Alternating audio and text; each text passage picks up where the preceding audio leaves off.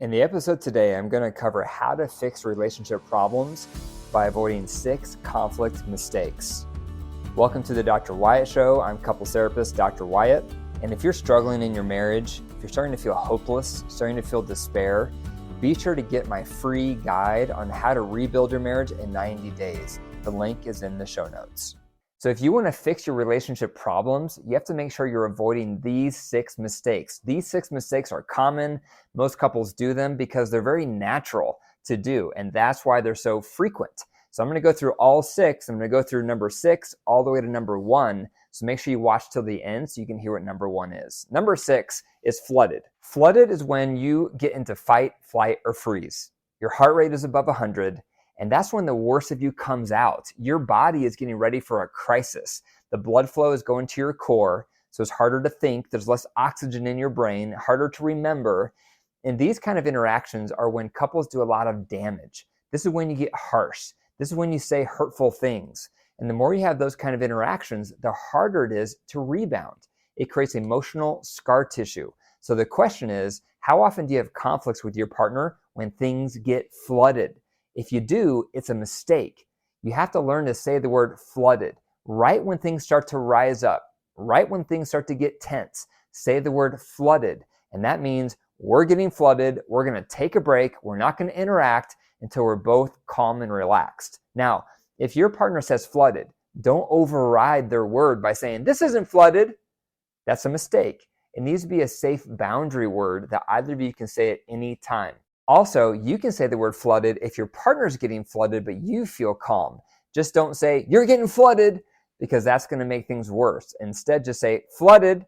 So it doesn't matter if you're feeling flooded or your partner is. You can say the word flooded even if you're relaxed, but you feel like your partner is starting to get unglued. Also, you want to catch yourself in the pre-flooded stage. So what are the symptoms you notice? Maybe you start getting a knot in your stomach. Maybe your palms start getting sweaty. Maybe your head starts getting tingly. You have to catch your pre-flooded state because that's when you have more self-control. The more flooded things get, the more out of hand things are going to get because your self-control goes way down. So this is a common mistake, is not calling flooded. So when you call flooded, you have to go your separate ways for 20 minutes up to 24 hours. That gives you and your partner time to get out of fight, flight, or freeze. Research shows it takes at least 20 minutes to get out of flooded, but the cap of 24 hours is there so that neither of you use the word flooded as an excuse to avoid the conflict. And this is usually hard for both partners because often there's one partner who wants to pursue and wants to resolve the conflict right away, and they're married to someone who wants to withdraw and they don't want to discuss it any further. So this approach of taking a break for 20 minutes up to 24 hours is challenging for both spouses because the partner who wants to pursue can't pursue. The partner who wants to avoid forever can't. So you're both working on your part so that you take this break of 20 minutes up to 24 hours, and then you come back together, and then you're going to discuss what you both felt. Now, during that break, don't assume your partner is deflooded if you're deflooded. That can re-escalate the conflict. So once you're calm, you say to your partner, I'm calm. Let me know when you are so we can come back together and talk through this conflict. While you're taking your break to deflood, get out of each other's hair. Don't stay in the kitchen together. Don't stay in the bathroom together, because then it's just a matter of time before one of you says a sharp word or a dig, and then the conflict re-escalates again. Also, during that break time, do whatever's going to lower your heart rate. So maybe you need to go outdoors. Maybe you need to read a book. Maybe you need to take a nap. The goal of the deflood time is to get out of fight, flight, or freeze. Number 5 is negative intent. This refers to assuming the worst in your partner. So here's an example. Let's say you get in a conflict and you're telling your partner, you're dismissing my feelings. That's assuming negative intent. That's assuming they're trying to dismiss your feelings. And then what's your partner going to say? They're going to say back to you, no, I'm not. I'm listening to you. So when you tell your partner what they're doing wrong, you're dismissing my feelings, or you're just flipping this around and defending yourself. That's just going to invite more defensiveness. So instead, you need to say, that behavior or that phrase is coming off like my feelings are being dismissed. Or the way that phrase is making me feel is that my feelings are being dismissed. That's a much better way to say it, because if you tell your partner, this is what you're doing and this is why you're doing it, they're going to get defensive. And that's you assuming the worst in their intent. Now, if you're on the receiving end and your partner says, "You're dismissing my feelings," instead of defending yourself, instead of trying to justify what you're doing, instead say, "What am I doing that's coming across like I'm dismissing your feelings?" Because then they will give you the clues. They will answer that question and let you know what you're doing that's making them feel like you're dismissing their feelings. And then that gives you information on what you can adjust moving forward. So if you're the recipient and you're hearing comments like, "You're dismissing my feelings," don't defend yourself. Don't tell them you're not, because that's their experience. You're not going to talk them out of their experience. Instead, just ask them what you're doing that's coming off that way, and then you can learn what to do different moving forward. And by the way, if you're struggling in your relationship, if you feel like you're hanging on by a thread, you're starting to feel hopeless, get my free guide on how to rebuild your marriage in 90 days. Comment below the word guide and I'll send it to you. Number 4, differentiation. You have to remember that you and your partner are different people. You're going to see conflicts differently. You're going to have different memories of what was said. You're going to have different recollections of what went down. So you're never going to talk your partner out of their experience. You're never going to convince them that their version of the conflict is incorrect because they think your version of the conflict is incorrect. So differentiation is just remembering you and your partner are not the same person. It's okay that you see things differently. It's okay that you remember things differently. So don't get caught up in the weeds of trying to convince your partner that your version is the correct version. So respect those differences. Don't get bogged down in the weeds of trying to convince your partner that their version is incorrect and your version is right. And that leads me to number 3, listening. Once you've relaxed, once you've deflooded, it's very important to come back and then take turns listening to each partner's experience of the conflict. And this is related to differentiation because when you're listening to your partner's experience, it's very tempting to correct it, very tempting to tell them they're wrong. That's not the order of events. That's not what was said. But now you're getting into the weeds because guess what? Your partner thinks their version is correct. They're going to want to correct you and tell you what was said and what wasn't said and what happened in what order. All of that doesn't matter.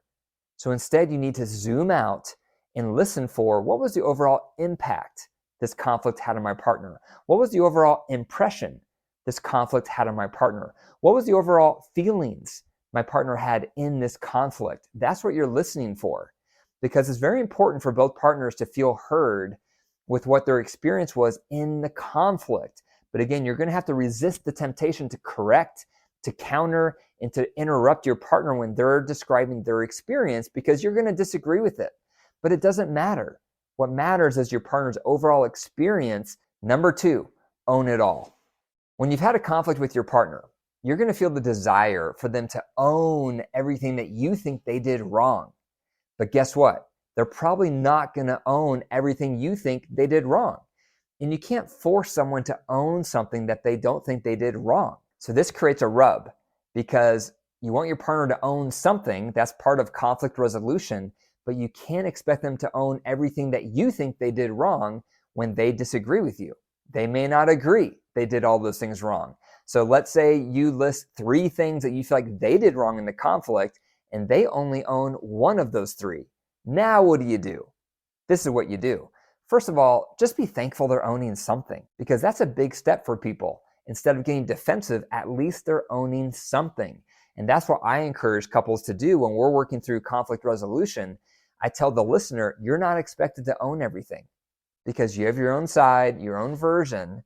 But what you are expected to do is figure out what piece can you own? How did you contribute to that conflict? What did you do that made things worse? Maybe you raised your voice. Maybe you got disrespectful. Maybe you slammed a door. Maybe you were assuming negative intent. There's all sorts of things you can probably think of that you did do that made that conflict worse. But this expectation that this is what I'm upset about and you have to own all of it, that's a problem. You have to let go of that desire. You have to let go of that need. Obviously, it would be ideal. It would be ideal if your partner owned everything that you're saying they did wrong, but it's highly unlikely because they're not going to agree with all these things that you think they did wrong. So just be thankful that they're owning something. And remember, when you get to solutions, that's when you can make recommendations and suggestions on what you want to see different moving forward. And that's when you can integrate the behavior they had that you feel like they did wrong, that they're not owning. So it's going to get addressed in the solutions. And that leads me to number 1, solutions. When you have a conflict and you've deflooded, You've come back, you've taken turns listening to each other's experience, you're taking turns owning how you each made it worse. It's very important to end with, how can we both improve on this dynamic? It doesn't work very well when just one partner has a takeaway, when just one partner has something they're going to work on, especially when this started with an argument, because that shows you both were upset. The best way to end these kind of conversations is, what can we both improve on? How can we both get better? So you're going to be asking each other, how can I get better? What would you love to see? What would you appreciate moving forward? Those are the questions you want to take turns asking one another. And then when you get that information, then you can decide, of all those ideas, which ones do you want to work on? But ending with solutions is important, because that gives you hope. That gives you structure. That gives you a focus of what you each can be doing to improve this dynamic moving forward. So that's how to fix relationship problems by avoiding 6 conflict mistakes. Number 6 is observing the word flooded. Take a break, relax, then come back together. Number 5 is avoid negative intent. Don't tell your partner what they're doing wrong. Instead, talk about how their behavior is coming off. Number 4, differentiate. Remember, you and your partner are different people. You're going to see things differently, and that's okay. Number 3 is listen to your partner's experience of the conflict without interrupting and correcting. Number 2, don't expect your partner to own everything. Just be thankful they're owning something. And number 1 is solutions. You want to end these conversations with what you both can be doing better moving forward. Thanks for listening. If you found value in today's episode, be sure to leave a review. I really appreciate the reviews because it shows me that people are listening and they're finding this helpful. So please leave a review of the podcast if you haven't already. And be sure to click the share button. If you know someone in your life, a family member or a friend that you think could also benefit from this episode today, be sure to share this episode with them.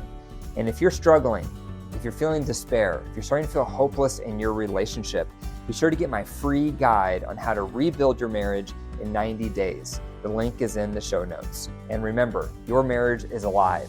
If you care for it and nurture it, it will grow. If you deprive it and neglect it, it will wilt and die. The choice is up to you. Take care.